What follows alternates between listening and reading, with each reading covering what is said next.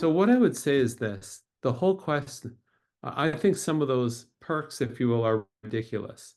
Okay. But I also think that if you're expecting somebody to work literally 16, 18 hours a day, 7 days a week, maybe giving some of those perks means that the person's stress level and the retention, the employee retention, is going to have a big thing. Most companies are not doing what the Silicon Valley platforms are doing, and a lot of those have actually ratcheted right down. I think though that the question of okay, big company or mid-sized company even, um, if you're saving so much money, why shouldn't some of that sort of go to the employees? What are you doing with respect to making sure that they're actually productive at home? What are you doing with respect to the training you're investing in them? Okay, what like there's all these different things. I see no reason why that shouldn't happen. I'll also point out that if you spoke to many CFOs, they'll say, "Well, we're not actually saving money. In fact, it's really painful." What do you mean by that? Well, we've got a 5-year lease on the 75,000 square feet that's costing us a fortune, and the desks are empty. We can't sublet it. We can't get out of the lease. Gee, we've got a 10-year lease on the third floor of the 10th floor of this big building. We can't get out of that lease. We're paying money through the teeth, and we don't have bums and seats.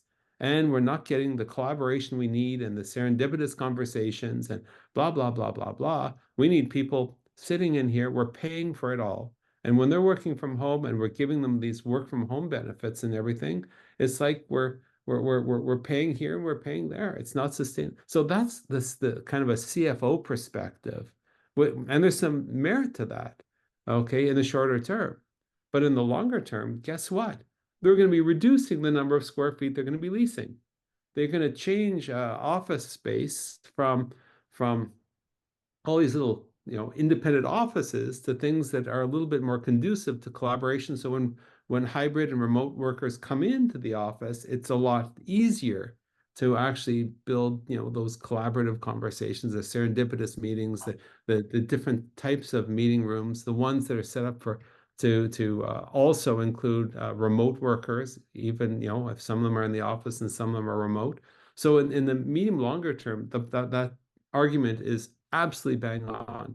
In the shorter term, the 5 years for many organizations, they're already paying. They can't get out of these leases without there's nobody clamoring to take all this empty office space.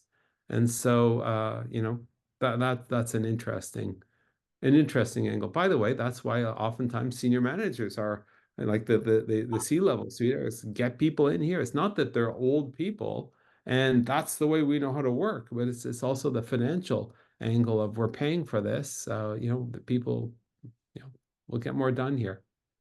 I'll also say one other thing. Sorry, I just have to say this. Um, Building a work from home culture and operating a business with a hybrid. Um, One of the huge benefits of working in person, live in person, is that there's a lot of mentorship that happens. And there's a lot of talent identification that happens as well. Okay, all of a sudden you need something done. And you had a number of conversations with so-and-so in the department down the hall, the junior person. And so you go to their manager and say, something, I've got a small project. Can you lend so-and-so for a period of time? It'd be a good career, enrichment for them, but we also need that. And you wouldn't have known about that person down the hall unless you were actually down the hall. So if we want to build a culture, workplace culture that's powerful, we need to make sure that we have the opportunities for this kind of mentorship. I'm not talking about the mentorship program, okay, but I'm talking about the identification of talent, okay, the nurturing of them, the investing in them, okay, and sometimes the saying, like maybe there's secondment programs where people move around to different parts. Maybe there's ways that people could work on special projects from time to time in other areas as well. Okay, so that's also just as important. A bit of a sidebar, but I think important point.